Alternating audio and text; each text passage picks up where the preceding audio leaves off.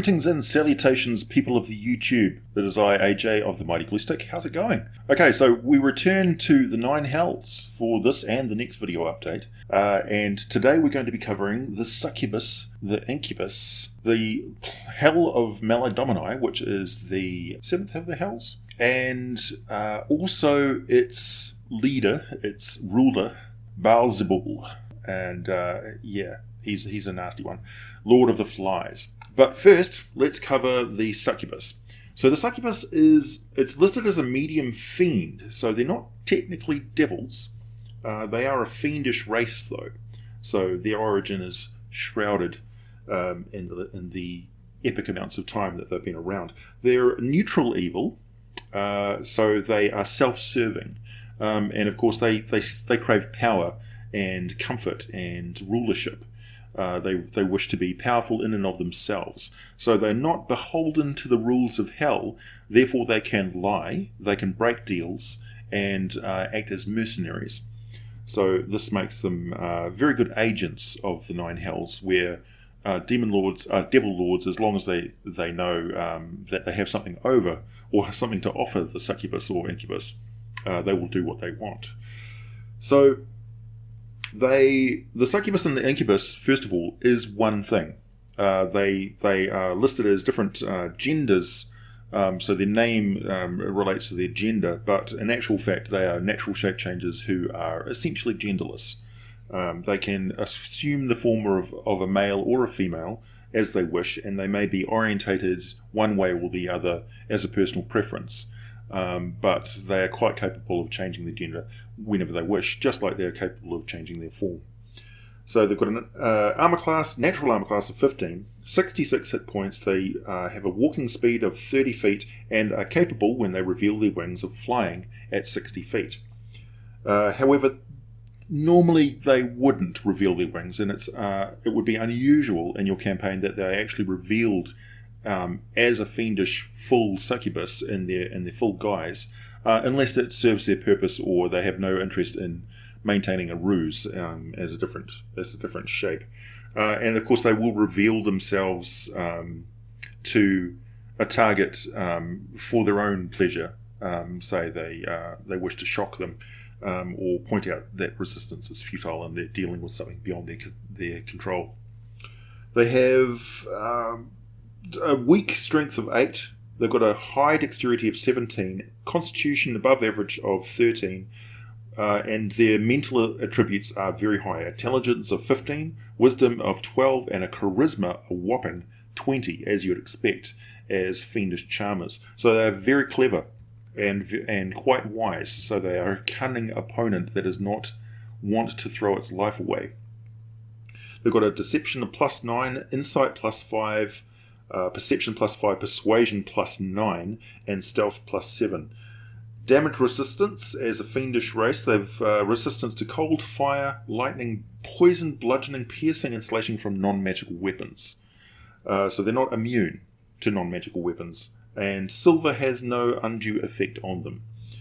Dark vision out to 60 foot, passive perception is listed as 15, they speak abyssal, common, infernal, and they have telepathy, which allows them to communicate with pretty much anyone. They're listed as a challenge rating 4. They have a telepathic bond, so the fiend ignores the range restrictor on its telepathy when communicating with a creature it has charmed. The two don't even need to be on the same plane of existence, so this is an extremely strong bond that is unusual for any other race other than the Succubus or the Incubus. So this is a talent that they have, which you really should pay attention to and build your plots around, because it's a unique thing that these things have.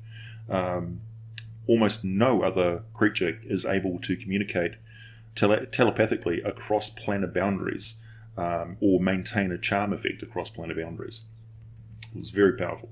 As I said, they're natural shape changes, and they can use the polymorph into a small or medium humanoid or back into its true form without wings. The fiend loses its ability to fly, and other than its size and speed, its statistics remain the same in each form. So even though it may look like a muscular, hulking brute, the strength is never higher than 8. And they will move with surprising dexterity of 17.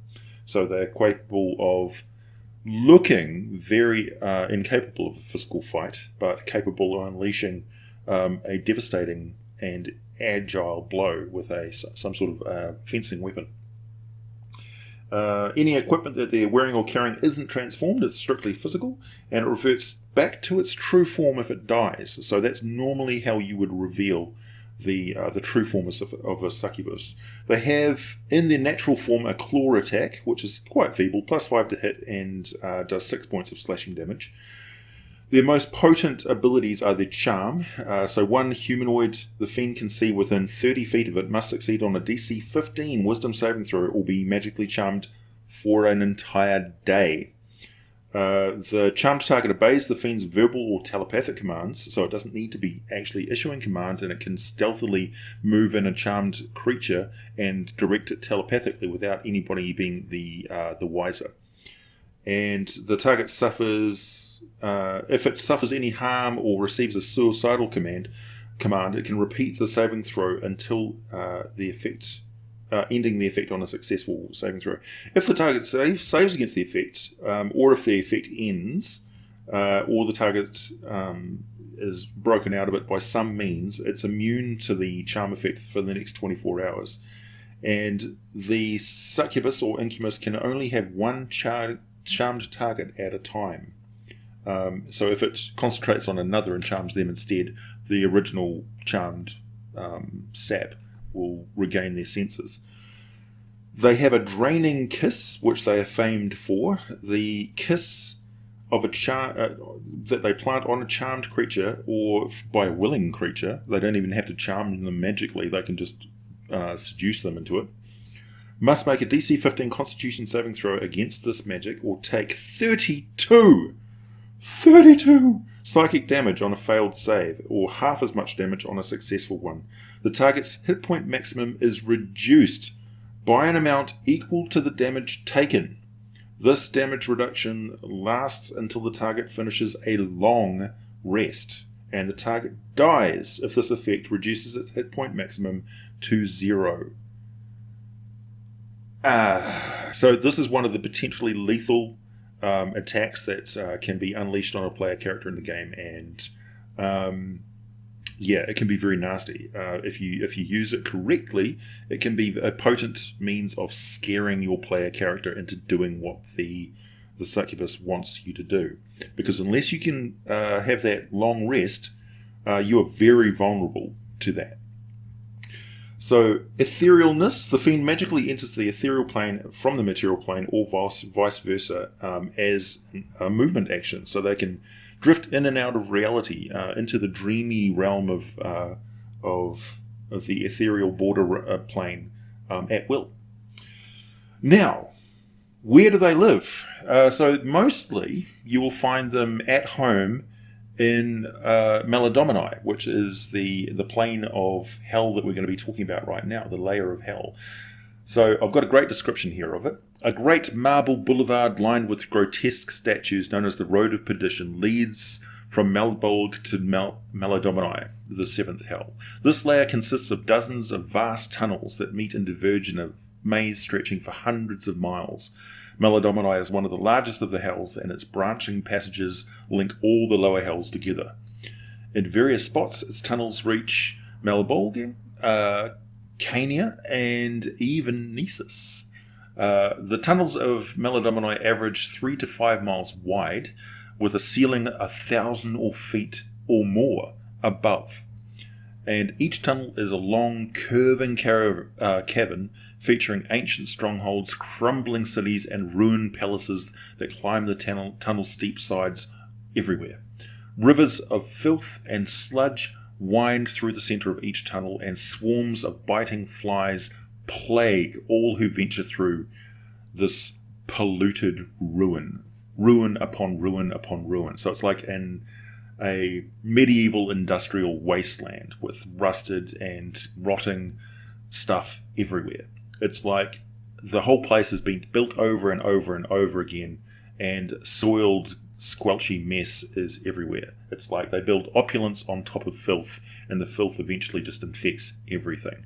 So the traditional old view of Maladomini was that it was one of the realms of heaven that after the overthrow, this is what like one of the alternate views of the cosmologies of hell or the histories of hell, where the seven heavens were where these heavens were taken over by devils who were fallen angels because they killed the god that ruled it, and everything fell into ruin. And Maladomini is kind of the perfect reflection of that, that once opulent halls are now fallen into ruin, and the obsessive archfiend who took over all of this, Baalzebul, is obsessively rebuilding and building palaces and moving on to the next one and the next one and the next one. So it's like, nope, I'm sick of this place, let's build another one. And he commands his forces to build an even greater palace atop of the former ruin of another one, and he just smashes and rebuilds. But whatever he touches falls to ruin and vile corruption. So eventually everything is soiled.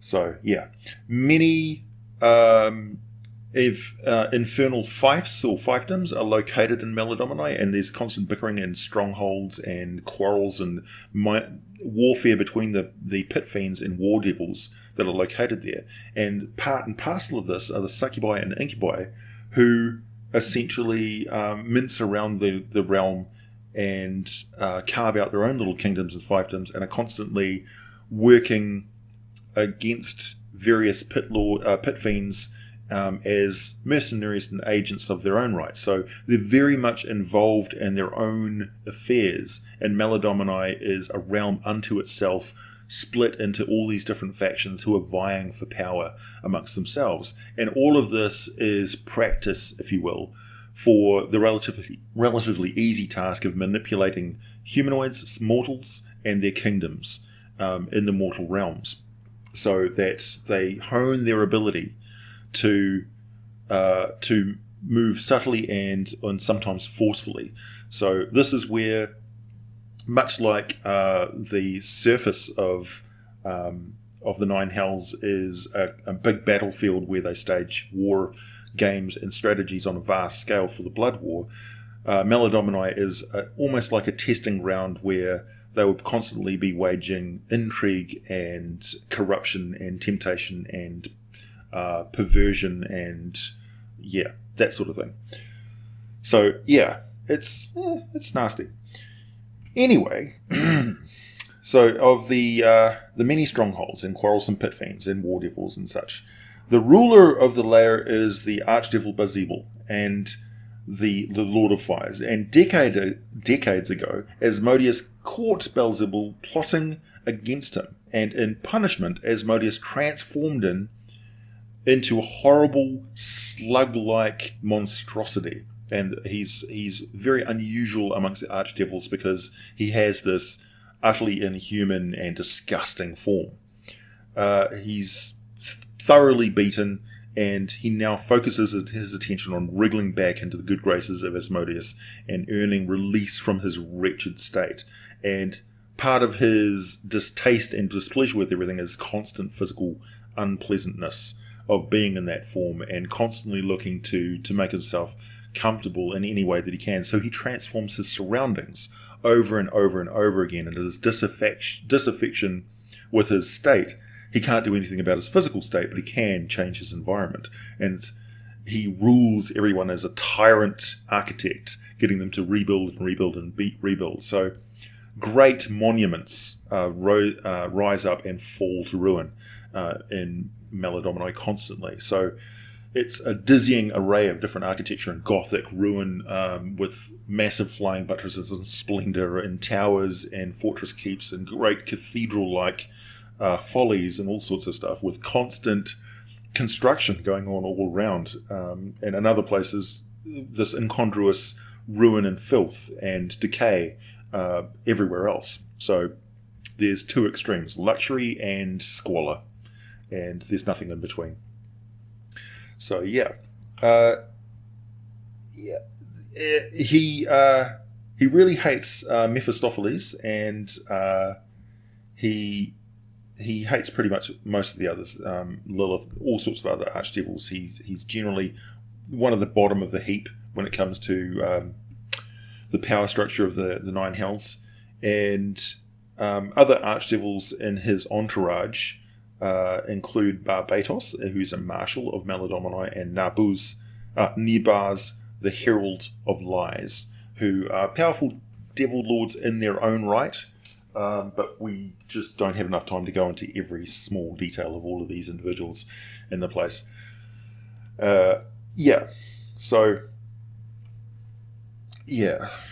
Plotting against Asmodeus, the punishment can be quite severe.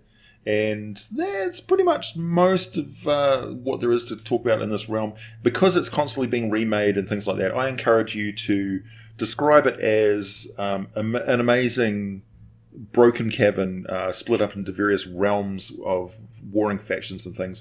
If you're at all familiar with Warhammer 40k, the Gothic architecture that you see there, where it's like a fortress, citadel, cathedral, and also a ruin, that's pretty much the vibe that you're going for. But combine it with filth, rivers of slime, biting insects and flies, maggots spewing out of broken conduits and gutters, raining basically sewage all over the place all the time. So you have silk banners and things which are already rotting as they flap in a fitful wind, blown up by burning bonfires, while all around you is demons and devils engaged in plots and warfares and things like that.